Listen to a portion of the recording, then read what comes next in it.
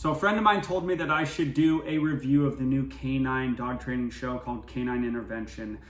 I watched the first 2 episodes, and I'll get into both of them specifically and what I liked and didn't like about them and the show as a whole. So first off, the guy, John, the trainer for this show, he's a good trainer. He's probably better than 95% of trainers in this country. So you can learn something from watching this show, I believe. And I was wondering, like, is it made to teach people at home? Is it made for just ratings with a lot of emotional stories? It's kind of both, but you can learn something from watching this show, I believe.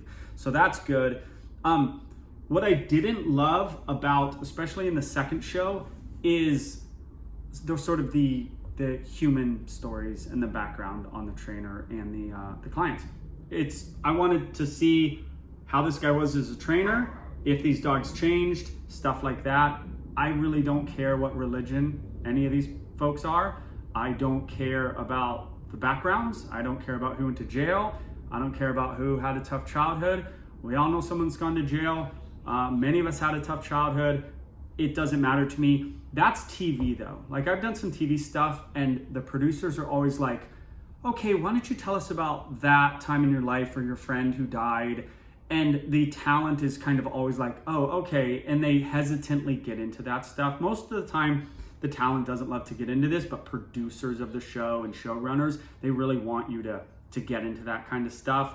And they do. And I don't know if anyone really cares about that stuff who's watching the show. Maybe they do. Netflix is smart. Maybe they do. I really don't know, but I don't care. So I didn't love that part of it. I wanted to see, I really watched it so that I can do a review of it, to be honest with you. But the guy's a good trainer. It's good. People can be helped by this. I knew people were gonna have a problem with this show.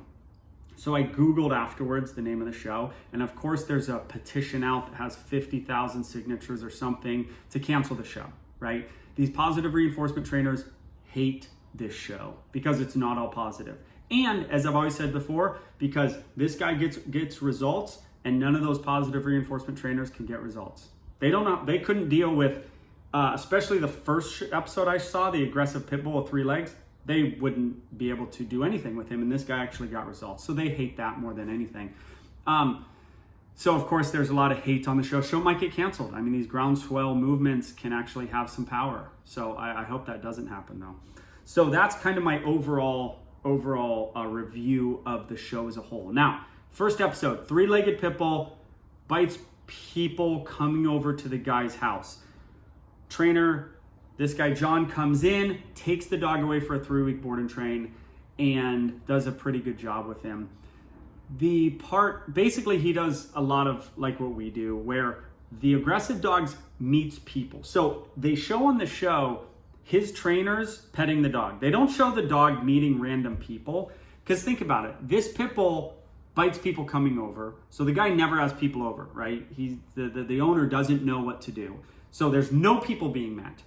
Him or us, we take the dog forms a relationship with his 4 trainers. I don't know how many he has. We have 4 trainers plus me. Builds a relationship with 5 people. It was 0 people. Now it's 5 strong relationships. Then the next 5 is easy.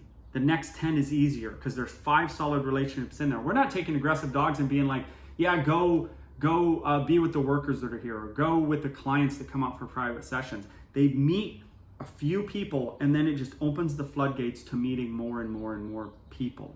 All right, and that's what they did on this show.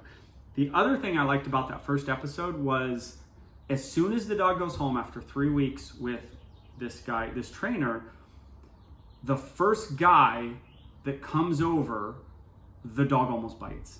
So they didn't like sugarcoat it. Like, this dog will never bite anybody again. They kept it real. The guy comes in and goes, oh, hi, and reaches. And the trainer goes, no, don't approach like that, which was good.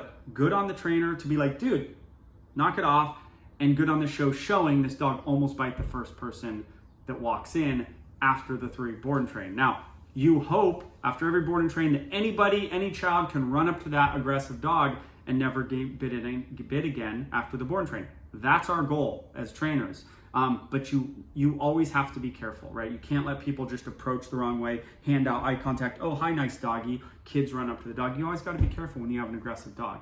But there was improvements in that dog. And the method is basically similar to ours, where the dog is like looking at the guy wrong or kind of going to bite somebody. Low corrections, then reinforcement when they're good. When they go, low correction, and then reinforcement when they're good. It's just sort of constant, good job, not a good job, good job, not a good job, good job, not a good job.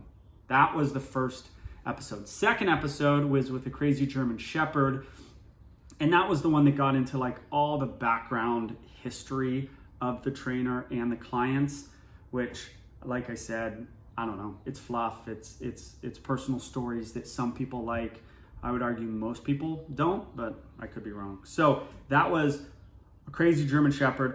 It also showed how a dog trainer is a marriage therapist, which is so true. People sit in this office and they're arguing and they're getting mad at each other. And I'm like, okay, hey, he's right about this, she's right about this. And you have to be in the middle, kind of being a therapist fully. I have people cry in this office all the time and fight. And I've got to kind of go, no, she's right in this case. Let's do it this way with the dog. But so that is very true.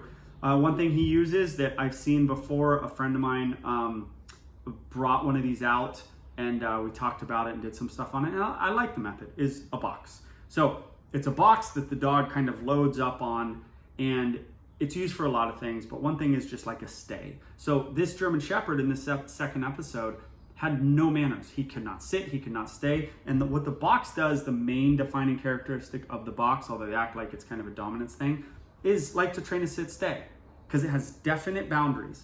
To the dog, it has definite boundaries, and more importantly, to the client, it has definite boundaries, right? So they can put on the street, dog sits, and sort of the client knows, don't let him off this box. Whereas if it was just the concrete, there's no boundary there. Like if the dog gets up, no one ever pushes the dog. I do push the dog back to where it was and say, no, you can't move an inch.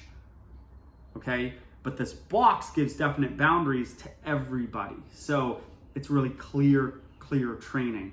The problem is sometimes getting off the box, right? Then how do you train a sit stay without the box? Sometimes clients don't know how to do that. You got to fade that box out. But that one of his methods is the box.